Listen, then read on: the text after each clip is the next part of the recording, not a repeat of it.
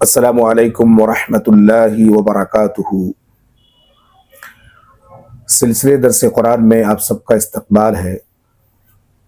ہم لوگ سن رہے ہیں سورۃ البقرہ، ترجمہ،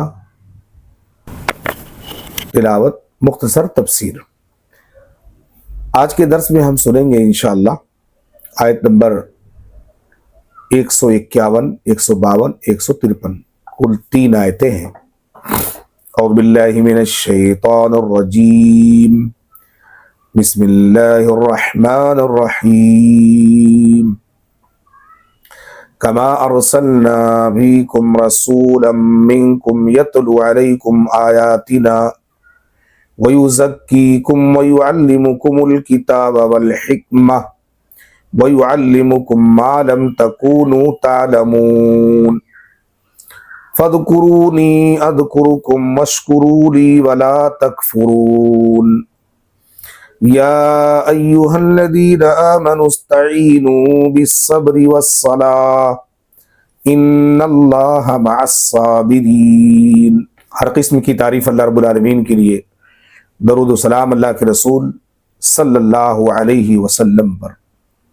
اللہ رب العزت ارشاد فرما رہا ہے، جیسا کہ ہم نے تمہاری رہنمائی کے لیے تم ہی میں سے ایک رسول بھیجا جو ہماری آیتیں تمہیں پڑھ کر سناتا ہے اور تمہیں پاک کرتا ہے اور قرآن و سنت کی تعلیم دیتا ہے اور تمہیں وہ کچھ سکھاتا ہے جو تم نہیں جانتے تھے، پس تم لوگ مجھے یاد کرو، میں تمہیں یاد رکھوں گا، اور میرا شکر ادا کرو اور ناشکری نہ کرو۔ اے ایمان والو، صبر اور نماز سے مدد طلب کرو، بے شک اللہ صبر کرنے والوں کے ساتھ ہے۔ پہلی آیت میں اللہ تبارک و تعالی نے ذکر کیا ہے کہ ہم نے تمہاری رہبری و رہنمائی کے لیے تم ہی میں سے ایک رسول بھیجا۔ ہمارے اور آپ کے آخری نبی جناب عربی محمد الرسول اللہ صلی اللہ علیہ وسلم کو اللہ رب العالمین نے ہماری ہدایت کے لیے، ہماری رہنمائی کے لیے، ہماری رہبری کے لیے، ہماری گائیڈنس کے لیے منتخب فرمایا، اور ہم ہی میں سے یعنی انسانوں میں سے ہی آپ کو منتخب کیا۔ اس سے قبل کہ اللہ رب العالمین نے بے شمار نعمتیں ہمیں دی، ان نعمتوں سے پہلے اللہ تبارک تعالیٰ نے ہمیں سب سے بڑی نعمت محمد الرسول اللہ صلی اللہ علیہ وسلم کی شکل میں نبی اور رسول عطا کیا، جو پوری انسانیت کے لیے رہنما و رہبر ثابت ہوئے۔ اللہ تبارک تعالیٰ نے آپ کی بعثت کو عالم انسانیت کے لیے نعمت قرار دیا ہے، اور اس کی مثال بھی دی کہ اے مسلمانوں، جس طرح اللہ رب العالمین نے تمہیں بطور نعمت کعبہ عطا کیا، شریعت اسلامیہ سے تمہیں نوازا، تو ہم نے اس سے پہلے تمہارے پاس اس سے عظیم نعمت رسول محمد صلی اللہ علیہ وسلم کی شکل میں عطا کیا، جو تمہیں قرآن کی تعلیم دیتے ہیں، قرآن پڑھ کر سناتے ہیں، بے مثال تربیت کے ذریعہ تمہیں اپنی دینی اخلاقی خرابیوں سے پاک کرتے ہیں اور قرآن و سنت کی تعلیم دیتے ہیں، نیز وہ تمام اچھی باتیں سکھاتے ہیں جو تم نہیں جانتے تھے، اور جو انسان کو دنیا اور آخرت میں بلندی عطا کرتی ہے، ایسی ہنر سے وہ آراستہ اور پیراستہ کرتے ہیں۔ ان احسانات کا تقاضا یہ ہے کہ تم مجھے یاد کرو، میں وعدہ کرتا ہوں کہ میں تمہیں نہیں بھولوں گا، تمہیں یاد رکھوں گا، اور میرا شکر ادا کرو، کفران نعمت نہ کرو۔ یہ بہت اہم آیت ہے۔ آج کے درس کی جو دوسری آیت ہے اس آیت میں اللہ رب العالمین نے ہم بندوں کے اوپر ایک بہت بڑا انعام یہ کیا ہے کہ بندوں کے ذہن کو صاف کیا اور کہا کہ فَاذْكُرُونِي أَذْكُرُكُمْ، تم مجھے یاد کرو میں تمہیں یاد کروں گا، وَاشْكُرُوا لِي وَلَا تَكْفُرُونَ، تم میرا شکر ادا کرو، میرا انکار مت کرو، اس کے بعد تم اس کا صلہ اور اس کے بعد اس کا بدلہ دیکھو۔ اس آیت کے ضمن میں کئی ساری احادیثیں اس کی تفسیر میں ہے، میں 2 حدیثیں آپ کے سامنے پیش کرتا ہوں جو بہت اعلیٰ حدیث ہے۔ امام بخاری رحمۃ اللہ علیہ، امام احمد بن حنبل رحمۃ اللہ علیہ، ان دونوں محدثین نے حضرت ابو ہریرہ رضی اللہ عنہ کے حوالے سے ایک روایت نقل کی ہے کہ رسول اکرم صلی اللہ علیہ وسلم نے فرمایا کہ اللہ عز و جل کہتا ہے میں اپنے بندوں کے ساتھ ہوتا ہوں جب وہ مجھے یاد کرتے ہیں، اگر وہ مجھے اپنے دل میں یاد کرتے ہیں تو میں انہیں اپنے دل میں یاد کرتا ہوں، اگر وہ مجھے مجمع میں یاد کرتے ہیں تو میں اس سے بہتر مجمع میں یعنی فرشتوں کی جماعت میں انہیں یاد کرتا ہوں۔ اسی طرح سے ایک اور روایت امام مسلم نے اپنی کتاب الصحیح میں حضرت ابو سعید خدری رضی اللہ عنہ کے حوالے سے نقل کیے، اور حضرت ابو ہریرہ رضی اللہ عنہ بھی اس روایت کے راوی ہیں، یعنی یہ دونوں راویان حدیث، دونوں صحابہ روایت کرتے ہیں کہ رسول اللہ صلی اللہ علیہ وسلم کے ان دنوں کے بارے میں گواہی دیتے ہیں کہ ان دونوں نے رسول اللہ علیہ وسلم کے بارے میں گواہی دی کہ آپ نے فرمایا جب کوئی جماعت اللہ کا ذکر کرنے کے لیے بیٹھتی ہے تو اللہ رب العالمین کے فرشتے انہیں اپنے گھیرے میں لے لیتے ہیں، اللہ رب العالمین کی رحمت اس جماعت کو ڈھانپ لیتی ہے اور سکینہ ان لوگوں پر نازل ہوتی ہے، اطمینان اور سکون اللہ رب العالمین اس مجلس پر نازل فرماتا ہے، اور اللہ انہیں اپنے پاس رہنے والوں کے درمیان یاد کرتا ہے۔ اپنے پاس رہنے والوں سے مراد کون ہے؟ اللہ رب العالمین کے پاس اللہ رب العالمین کے فرشتے ہیں، اللہ رب العالمین ان فرشتوں کی جماعت میں ان ذکر کی مجلس میں بیٹھنے والوں کو اللہ تعالیٰ یاد کرتا ہے۔ وہ کتنے خوش نصیب لوگ ہیں جو اللہ رب العالمین کے ذکر کے لیے مجلس لگاتے ہیں، بیٹھتے ہیں اور ذکر و اذکار کرتے ہیں۔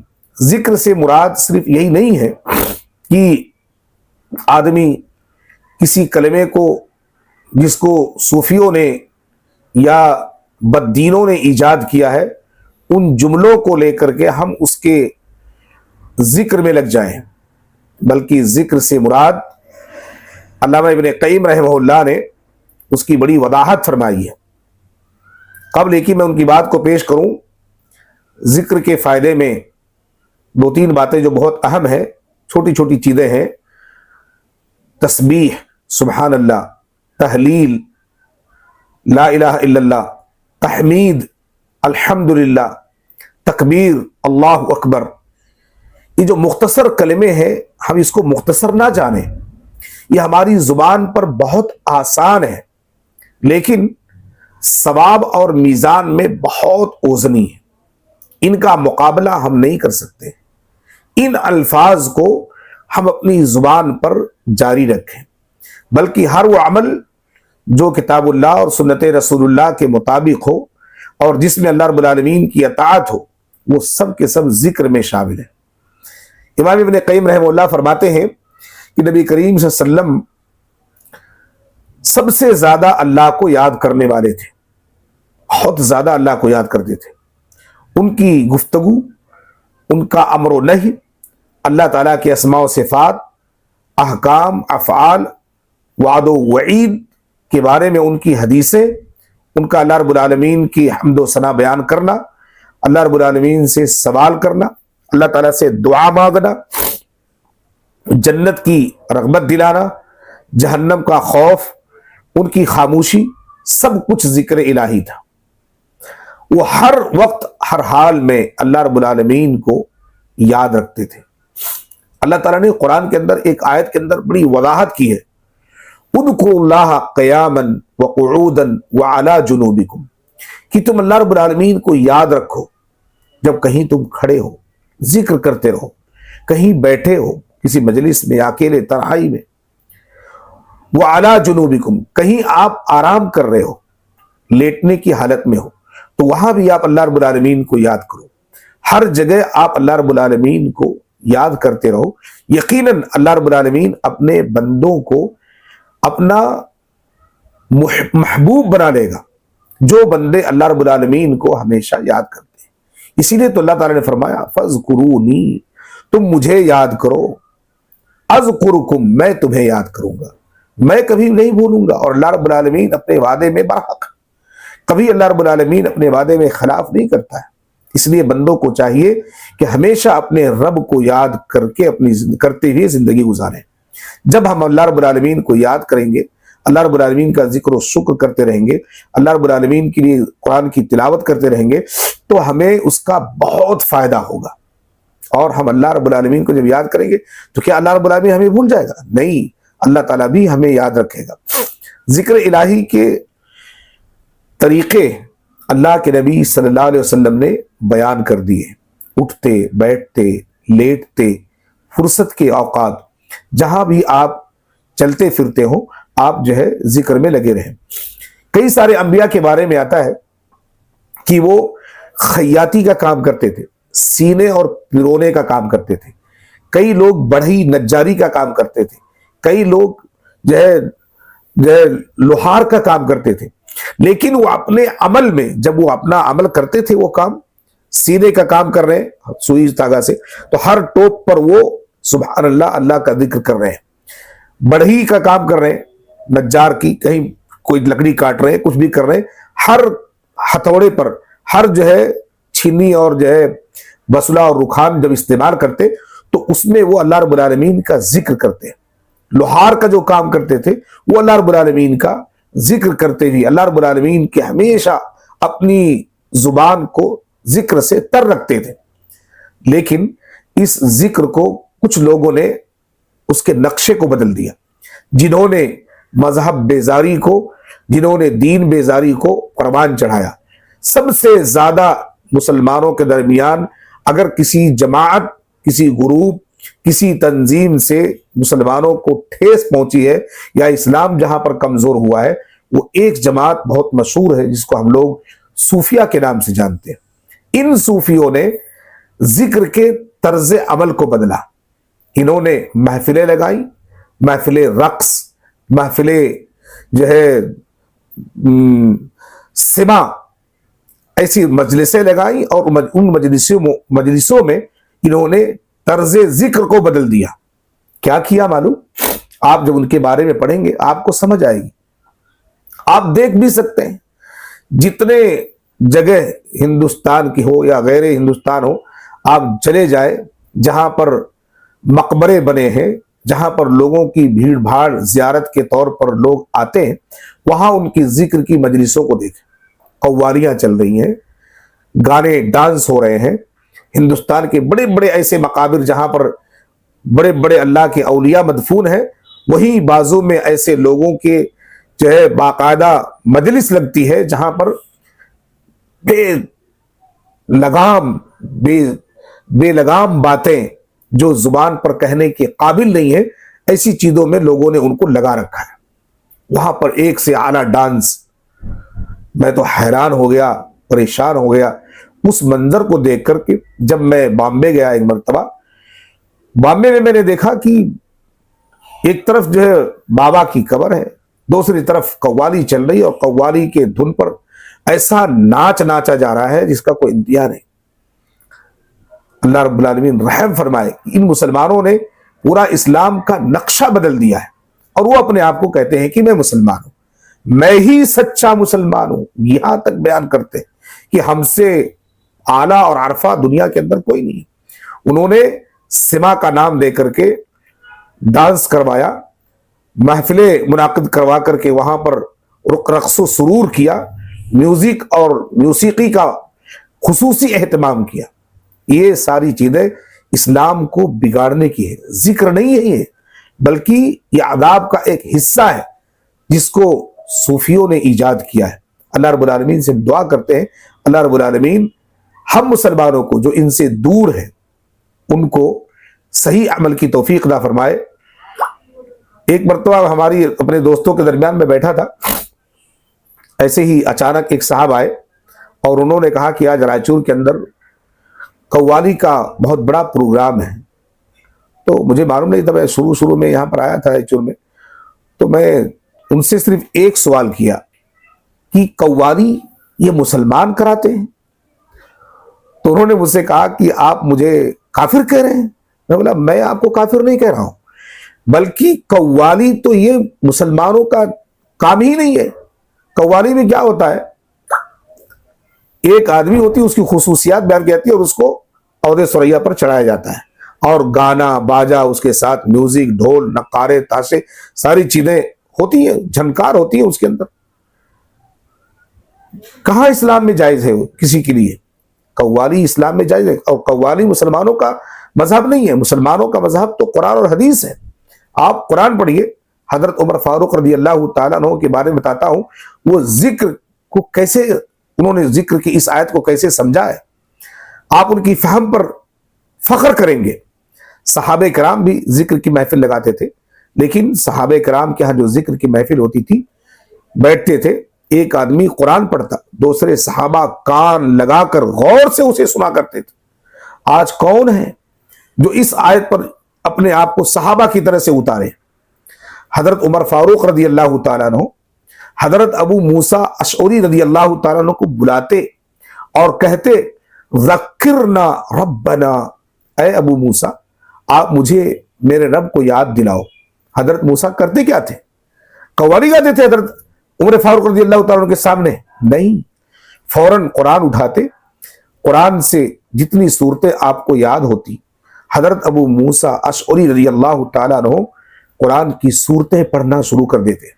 حضرت عمر رضی اللہ تعالی عنہ آیتیں سنتے، روتے، کہیں عذاب کی آیتیں آتی، کہیں جنت کی آیتیں آتی، کہیں نعمتوں کا ذکر ہوتا، کہیں پر خوشی کا اظہار کرتے، کہیں پر غمی اور دکھ کا اظہار کرتے، جہنم کی ذکر پر زار و قطار حضرت عمر فاروق رضی اللہ تعالیٰ عنہ روتے تھے۔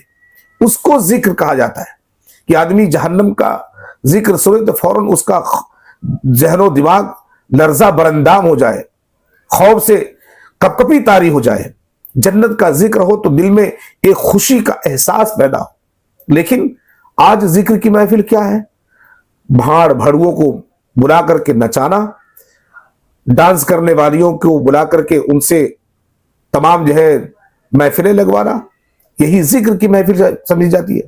نعوذ باللہ من ذالک، اس کو ذکر نہیں کہا گیا۔ اللہ رب العالمین نے کہا کہ اذکرونی اذکرونی اذکرکم، تم مجھے یاد کرو میں تمہیں یاد کروں گا۔ اللہ تعالیٰ ان لوگوں کو یاد نہیں کرتا جو لوگ ایسی چیزوں میں پڑے ہوئے ہیں۔ اللہ تعالیٰ تو اپنے نیک بندوں کو یاد کرتا ہے جو اس کی کتاب سے اپنے دل کو ملین کرتے ہیں، اپنے دل کو اللہ رب العالمین کے لیے تیار کرتے ہیں۔ اور اسی طرح سے جب آدمی قرآن پڑھتا ہے تو قرآن کے ذریعے سے اللہ رب العالمین اس کے دل کو نرم کرتا ہے۔ اللہ تعالیٰ قرآن میں فرماتا ہے کہ اذا تتلی علیہم آیات الرحمن خروا سجدا وبکیا، سورہ مریم کی آیت ہے، آیت نمبر 50 پر 58 نمبر آیت۔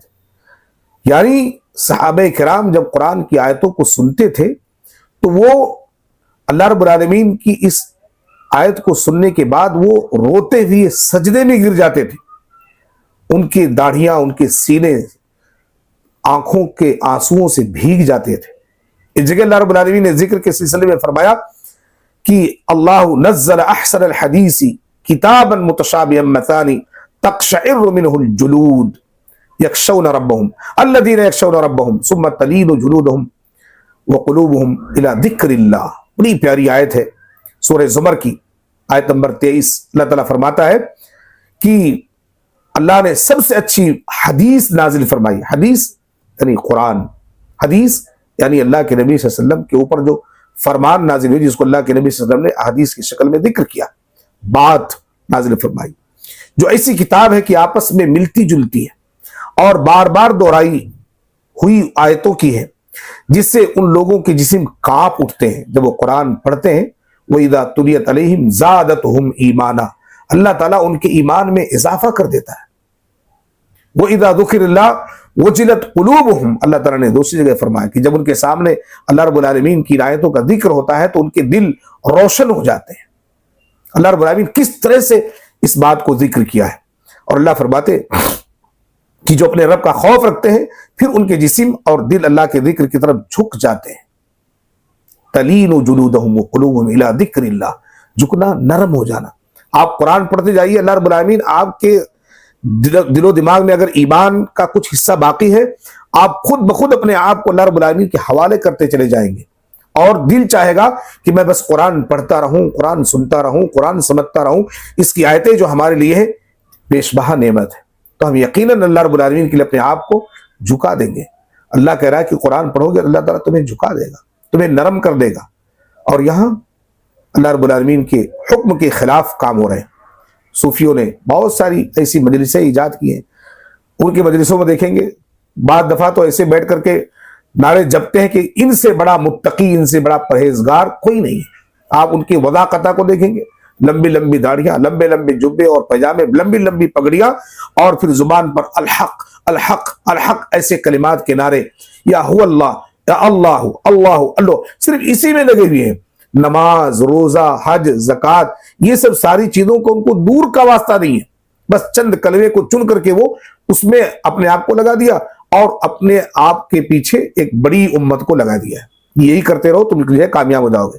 کیا صحابہ کرام رضوان اللہ علیہم اجمعین نے یہی سمجھا تھا قرآن کو؟ اسی کو ذکر سمجھا تھا؟ نہیں، قرآن کی تلاوت کو، اللہ رب العالمین کی تسبیحات کا ذکر سمجھا تھا۔ سبحان اللہ، الحمدللہ، لا الہ الا اللہ، واللہ اکبر، یہ سب کلمات تسبیحات کے ہیں۔ سبحان اللہ بحمدہ، سبحان اللہ العظیم، یہ سب کلمات آپ لوگوں نے، آپ صحابہ کرام نے سمجھا تھا، لیکن انہوں نے پورا دین کے تصویر کو بگاڑ ڈالا۔ اور آج کے درس کی جو آخری آیت ہے، بڑی کلیدی آیت ہے تمام مسلمانوں کے لیے، بہت ہی اہم آیت ہے۔ اس آیت کے اندر اللہ رب العالمین نے فرمایا، اے ایمان والو، اللہ رب العالمین سے دو چیزوں کے ذریعہ مدد چاہو۔ تمہیں اللہ کی مدد چاہیے تو دو چیزوں کو تم اختیار کرو، ایک صبر، دوسری نماز۔ ان اللہ مع الصابرین، اور اللہ رب العالمین ان دونوں چیزوں کا ذکر کرنے کے بعد، دونوں باتوں کا ذکر کرنے کے بعد کہا کہ اللہ تعالیٰ صبر کرنے والوں کے ساتھ۔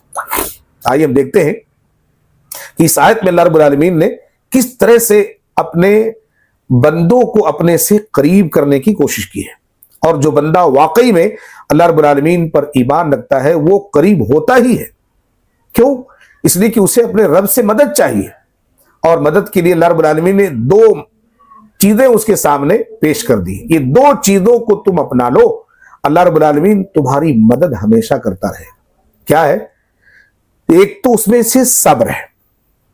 اللہ تعالیٰ نے بندوں کو شکر ادا کرنے کے حکم کے بعد صبر کی وضاحت کی ہے کہ صبر بہت بہترین کام ہے میرے بندوں کے اوپر۔ اگر صبر میرا بندہ کر لے جائے تو میں اس کے لیے حامی و ناصر ہوں گا، میں مدد کروں گا اس کی۔ صبر کی تین قسمیں ہیں۔ معصیت پر صبر، کوئی آدمی اگر آپ کو گناہ کی دعوت دے کہ آپ گناہ کرو تو آپ ہرگز اس کی بات میں نہ آ کر کے صبر کر لے جائیں، اللہ تعالیٰ آپ کو اس کا اجر دے گا۔ اطاعت پر صبر، اطاعت اور فرما برداری، اگر کوئی آدمی آپ کو اطاعت کے کام کے لیے روکے، مثال کے طور پر آپ نماز کے لیے جا رہے ہیں، کوئی بیچ میں آ کر کے آڑے آ گیا، آپ اللہ کی فرما برداری کی طرف جا رہے ہیں، لیکن آپ کے بیچ میں آ کر کے روڑا ڈال کر کھڑا ہو گیا، آپ نے صبر کر لیا اور اللہ رب العالمین کے فرائض کا اہتمام کیا، تو اللہ رب العالمین آپ کو اس کا بہترین بدلہ دے گا۔ الصبر عن المشقہ، نمبر جو 3 ہے، مشقت اور پریشانی کے وقت صبر۔ انسانی زندگی ہے، کبھی کبھی اللہ رب العالمین کی طرف سے کچھ آزمائشیں آتی ہیں، ان آزمائشوں میں اگر بندہ صبر کر لے جائے تو پھر اللہ رب العالمین کا وہ بندہ اللہ کی نگاہ میں بڑا پیارا ہوتا ہے۔ دنیا ہے، مشقتوں کا یہ گہوارہ ہے، یہاں پریشانیاں آنی ہیں، آزمائشیں آنی ہیں۔ اللہ کے نبی صلی اللہ علیہ وسلم کے اوپر بھی آزمائشیں آئیں۔ آپ کے 3 بیٹوں کا بچپن میں انتقال ہوا، بہت بڑی آزمائش تھی۔ اللہ کے نبی صلی اللہ علیہ وسلم نے کلیجے پر ہاتھ رکھ کر کے اپنے آپ کو صبر دلایا۔ اللہ رب العالمین نے آپ کی صبر کی تعریف کی۔ صبر بہت بڑی چیز ہے، اس سے بڑی دولت دنیا کی کوئی نہیں ہے۔ آپ صبر کر کے دیکھ لیں، صبر کا بدلہ اللہ کے نبی صلی اللہ علیہ وسلم نے جنت قرار دیا ہے۔ آپ صبر کریں گے تو جنت ملے گی، دنیا بھی آپ کی جنت ہوگی اور آخرت بھی جنت ہوگی۔ اور دوسری چیز ہے نماز۔ نماز اللہ رب العالمین نے بندوں کے اوپر فرض کیا ہے اور تمام عبادتوں میں سب سے آسان بنایا ہے، بغیر کسی قیمت کے اس کو آپ کو ادا کرنا ہے۔ کچھ چیز اللہ رب العالمین آپ کے ذریعہ، آپ کی اس نماز کے ذریعہ نہیں چاہتا ہے، بس نماز کے وقت پر پابندی چاہتا ہے اور خلوص چاہتا ہے نماز میں۔ اگر ان 2 چیزوں کے ساتھ آپ نماز ادا کر لے تو یقیناً اللہ رب العالمین آپ کی جھولی بھر دے گا۔ آپ نماز پڑھ کے دیکھ تو لیں، آپ کتنے بھی غمزدہ ہوں، پریشان حال ہوں، اگر آپ اللہ رب العالمین سے جٹ جائیں اور نماز پڑھنے لگے پابندی کے ساتھ، تکبیر اولیٰ کے ساتھ، اللہ رب العالمین آپ کی جملہ پریشانیوں کو ختم کر دے گا۔ میرا وعدہ ہے، آپ کر کے تو دیکھیں۔ اور اللہ رب العالمین نے کہا ہے، میں نہیں کہتا اپنی طرف سے، اللہ تعالیٰ خود فرماتا استعینوا بالصبر والصلاۃ۔ اللہ کی مدد چاہیے، اللہ تعالیٰ کی طرف سے تعاون چاہیے، ہیلپ چاہیے، تو 2 کاموں کو کرو، ایک صبر کرو، دوسرا نماز پڑھو۔ شکر تو آپ نے جان لیا ہے، شکر تو کرنا ہی کرنا ہے۔ لئن شکرتم لازیدنکم، اگر تم اللہ رب العالمین کی نعمتوں پر شکر گزاری کرو گے تو اللہ تعالیٰ تمہیں اور دے گا۔ وَلَئِن كَفَرْتُمْ إِنَّ عَذَابِي لَشَدِيدٌ، اگر تم نے اللہ رب العالمین کی نعمتوں کی شکران نعمت، کفران نعمت کی تو اللہ رب العالمین تمہیں عذاب دے گا وہاں پر۔ لیکن اگر ہم صبر کریں اور نماز کی پابندی کریں تو یقین جانیں نماز ہمارے لیے سب سے بڑی دولت۔